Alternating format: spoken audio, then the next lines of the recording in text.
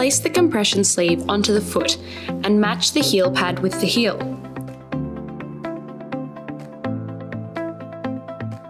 Zip up at the back of the foot.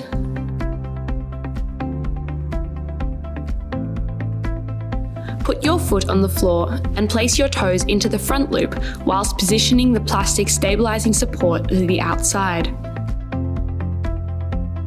Avoid putting your foot in the air as you won't be at the correct angle for a perfect fit. To begin, strap the top strap into place and lock it in.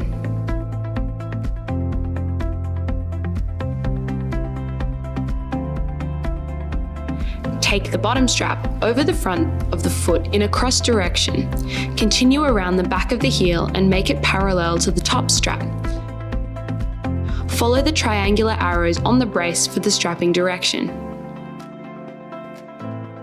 To remove the straps and reconnect the Velcro in the opposite direction to which you put it on. Avoid strapping onto the knitted compression as it may fray. Pull the stabilizing support away from the compression sleeve, then unzip and remove the compression sleeve.